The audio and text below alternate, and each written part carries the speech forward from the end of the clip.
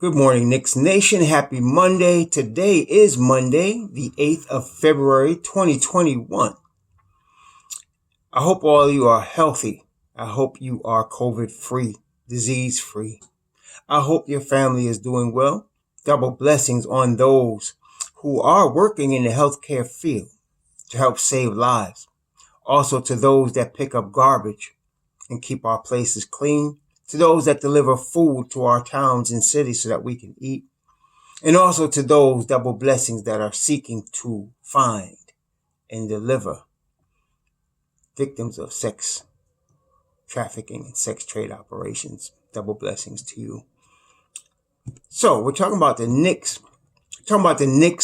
This past weekend, and it was a busy weekend. The Knicks played both a back-to-back, Saturday and Sunday. And then, of course, there was a major trade that the Knicks made to acquire DRose. So we're going to talk about those things. First, the Knicks playing. So they played a very good game against Portland Trailblazer, a playoff-level Portland Trailblazer team. Of course, they were missing McCollum on the playoff team, Portland team, missing McCollum, but that hasn't been stopping them from winning games as they're still in the playoff hunt in the West, a very tough West.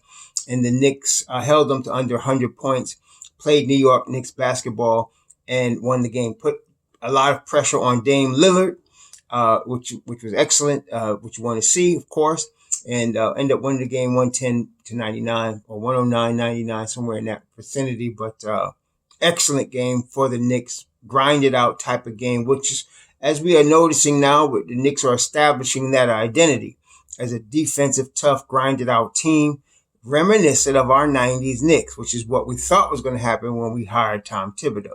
So that was the game Saturday. It was a good win for us, moved us into the 6th seed.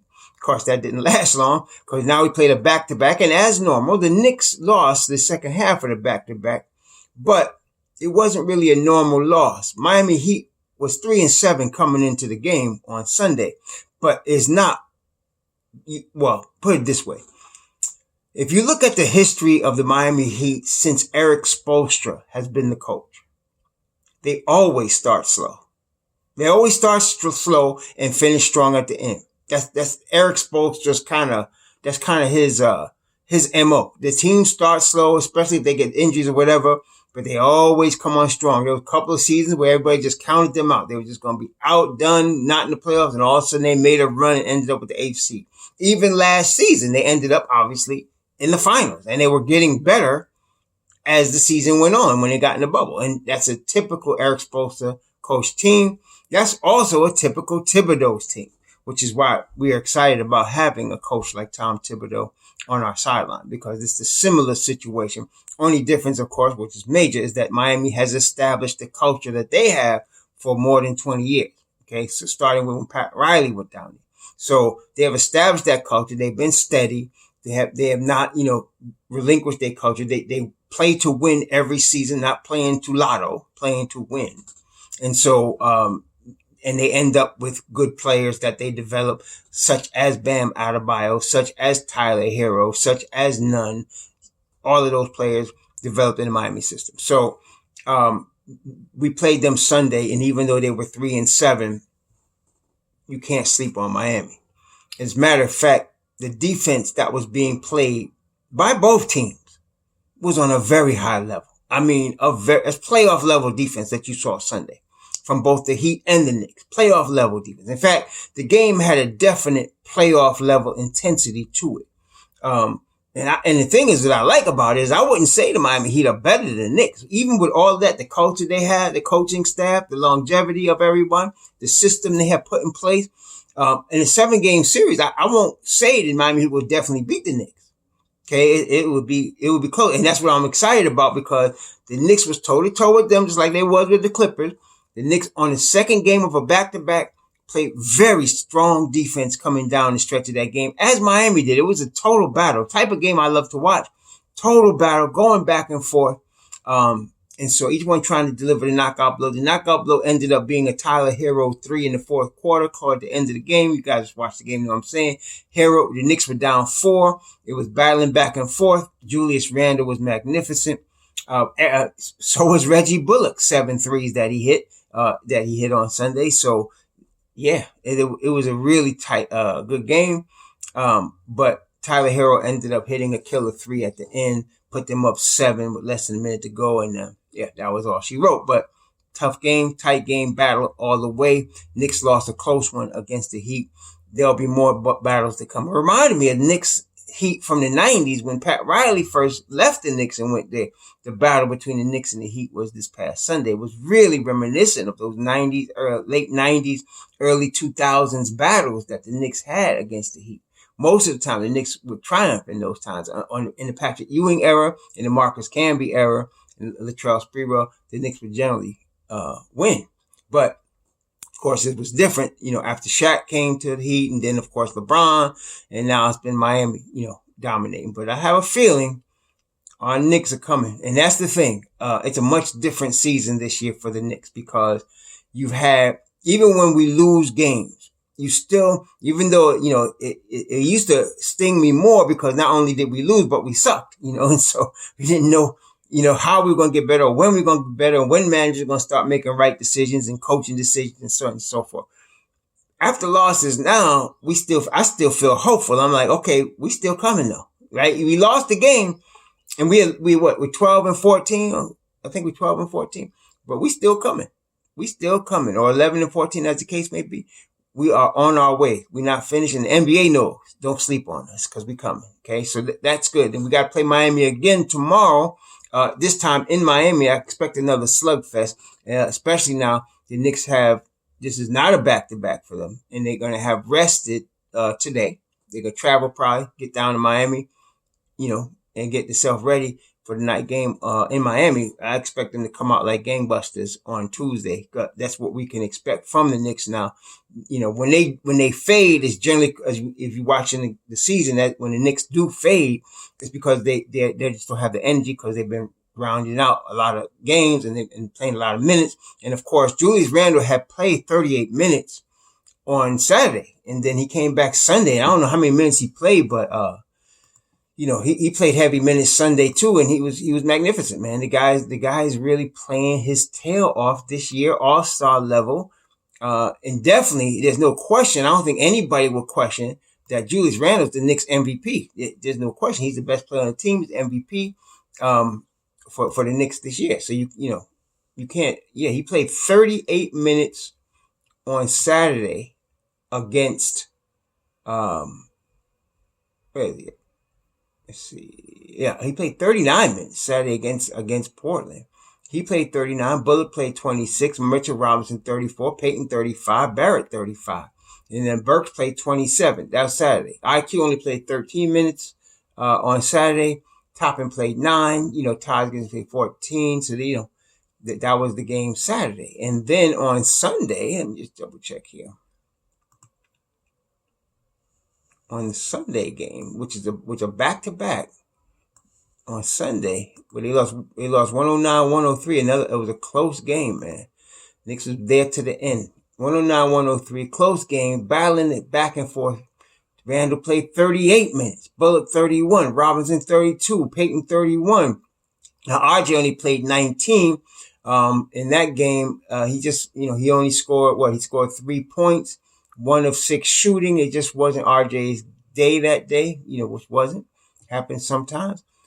Whereas Burks played 29 minutes, quickly played 17, Rivers 17, Taj Gibson 16, Obi Toppin played 10. I'd like to see Obi get some more minutes, but it is what it is. So, and then of course, on the game Saturday, I think we had 6 Knicks in double figures, which is an indication that we could win that game, playing tough defense and having the ball move. But then on Sunday, there was only actually 3 players that scored in double figures.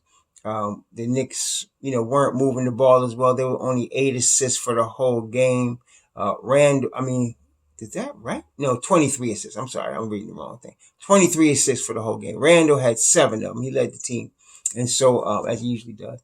And so it was a grinded out. It was a defensive battle, grinded out game. The Knicks just come up short in that one. So there was a major trade over the weekend, whereas the Knicks acquired DRose from Detroit in exchange for Dennis Smith Jr.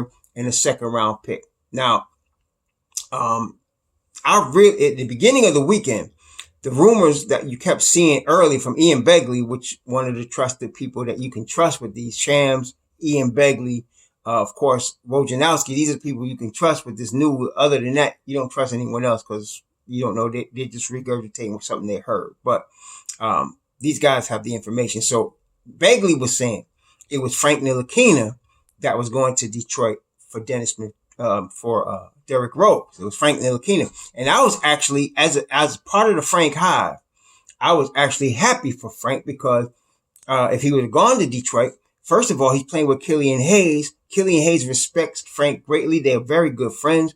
Dwayne Casey would be good for Frank. Detroit is going with a youth movement that'll give Frank all the minutes he would have wanted, right? So I was hoping it was that they would do that.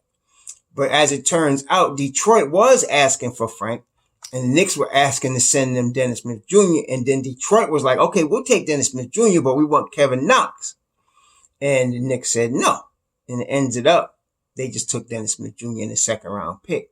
Now, I want to tell y'all, Kevin Knox, I'm in the Frank Hive and I'm in the Knox Nation as well. So I'm not even thinking about trading Knox until the end of next year because I'm giving him 4 full years to develop. So I'm not even thinking about trading Knox. And I still think he's going to make a comeback this year and show himself better. He's just that type of player. But I have to be honest.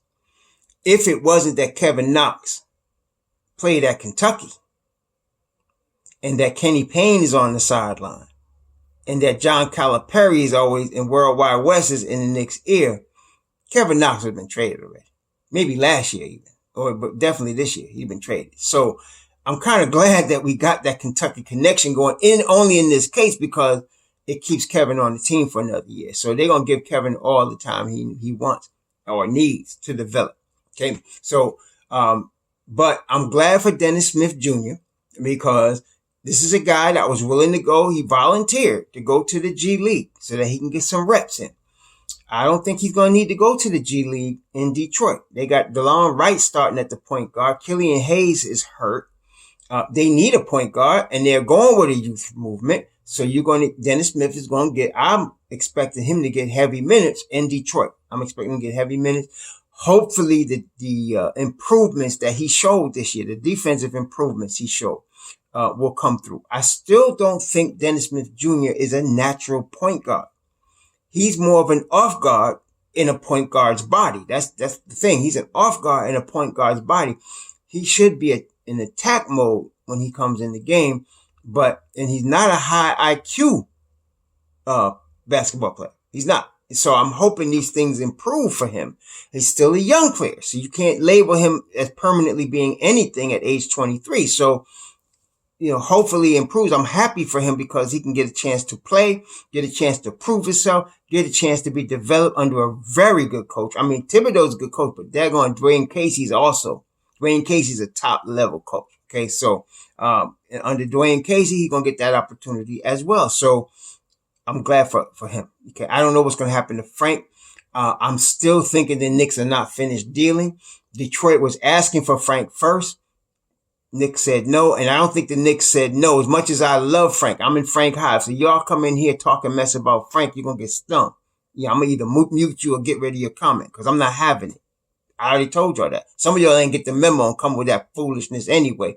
We not having it. You come in Frank Hive talking mess, you're going to get stung by the hive. I'm just telling you right now. But anyway, much as I love Frank, I'm thinking that the only reason he didn't go in this trade is because the Knicks can get something for him. Like they got a 32-year-old point guard for Dennis Smith and had to give up a second round pick to get rid of Dennis Smith Jr. That's not going to happen with Frank. They're going to get something for Frank because first off, the Golden State Warriors have been inquiring about Frank for the last 3 seasons. Okay. They've been inquiring about him for the last 3 seasons. They respect his perimeter defense. Unlike some of y'all in New York, they know that he could lock down elite opposing guards. They know he could do that. So they want him. Also, Utah wants him. Utah's been asking about him also for the last 3 seasons because him and Donovan Mitchell are very good friends. And of course, Frank and Rudy Gobert go back to France together. They're very good friends. And then again, they love his perimeter defense. See? So I can see one of them teams inquiring about Frank this year by the trade deadline. To me, there's two more players, Frank and Austin Rivers, that are candidates to be traded. I think Frank is the higher candidate, not because I think he should be traded, but I just can see it coming. And Austin Rivers is a vet. Tibbs loves vets, so he's probably going to stay. And they got Austin Rivers cheap, $3.3 million. But I can see playoff teams inquiring about Austin Rivers because he's got deep playoff experience between the Clippers and the Houston Rockets. So I can see them, and he's a big game player. He's a playoff type of player. He's better in the playoffs than he is during the season. That's better. Okay, so I can see that coming. So one of these two, I suspect you're going to see another trade before the deadline in March. And either it's going to be Frank or Rivers. And to me, I'll be happy again because if Frank goes to Golden State Warriors or the Utah Jazz, to me, I see at least 4 teams that's in a position that would want Frank now, that he can help them now.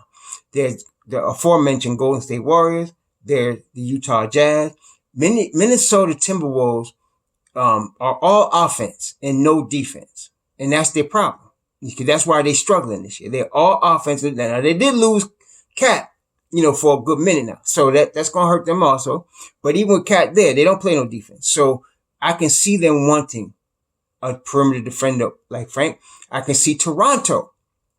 They got Malachi Flynn as the heir apparent to Kyle Lowry. And I like that. But they could use a nice a guy with length that can play defense also, backing up Lowry and Fred VanVleet. So I can see Frank being there as well. So those 4 teams, Toronto, Minnesota, Golden State, and Utah, I can see inquiring about Frank Ntilikina. Of course, there's also San Antonio. If he went there under Pop, you might see him on all defensive team next year, like I thought he should have been this year. But anyway, that's what I'm expecting. So I'm glad for Dennis Smith Jr. The Knicks get Derrick Rose. I don't know. I don't believe Derrick Rose is going to take minutes from IQ. Tibbs loves Rose, but he ain't stupid. IQ needs to continue to get the minutes he's getting. He played 17 minutes yesterday. He needs more than that, but it is what it is. But if you notice, they did take out Elfrid Payton in the fourth quarter and finish with Manuel Quickley. Okay, so and quickly handled the pressure that you can't get higher level of defensive pressure from very few teams in the NBA like you saw yesterday against the Heat, and quickly handled it very well. He only scored 5 points, but he didn't commit any turnovers, and they were really coming at him, doubling him, getting the ball out of his hand yesterday, because they know it's already known now. Quickly's a known entity. Teams are game planning for him, in the fourth quarter. So yeah, he did very well. He's definitely a point guard. He could definitely handle it. Obviously, he can score when he needs to. So yeah, I don't think Rose is going to take any minutes from Quickly, but I do see him taking minutes from Austin Rivers. So we'll see what happens. Obviously, Tibbs reportedly was pushing for this trade. He was pushing for this trade for a minute now. He's been wanting to get Rose in there. But he must have an idea of what he's going to do with Derrick Rose if he's pushing for him so hard. So let's see what happens. So obviously, as of today, Monday the 8th, Derrick Rose is a Knick and Dennis Smith Jr. is a Piston. I suspect that we'll probably see Derrick Rose in uniform, maybe not Tuesday against the Heat, but probably by the weekend. I would suspect you're going to probably see him. What's the next game? They got let's see here. The Knicks got, let's see the schedule. So they got Miami tomorrow. They got Washington Friday, and it's a back-to-back Washington and then Houston. So I suspect you're going to see DRose in one of those games, particularly if it's a back-to-back. You're going to see him in one of those games, Washington or Houston. So it is what it is. So we move forward, man. The Knicks are battling. They're in every game. The defense is keeping them in the games. Julius Randle's playing at a high level right now. They need some more consistent play from the supporting cast. Some of that is Thibodeau holding guys like IQ out the game too long, or RJ, who was held out yesterday at the end. Some of it is, inconsistency from guys like Bullock. So he hit 7 threes yesterday. And then there's games where he's like 1 of 9, so we don't know what we're going to get from these guys from game to game. But all of them usually step up on a defensive end unless they're tired. Unless they're gassed, they're usually really good defenders. And of course, the Knicks are ranked very high defensively in almost every category right now. Performing what I thought they would do as a defensive unit. They really are. I knew he was going to bring an elite defense, but he really has brought an elite defense for real. So if they continue to do that, the Knicks going to continue to get better. Just as I mentioned earlier, you're going to see them continue to progress as the season goes on and get better, which is good. I think now I'm very confident we're going to beat 22.5 wins. I'm very confident that they're going to get 31. And I'm thinking they're going to outperform the 31. And DRose helps them with that. So let's see what happens tomorrow against Miami. Let's go down to Miami and get this W, baby. Let's go down here and take care of this business. Shalom.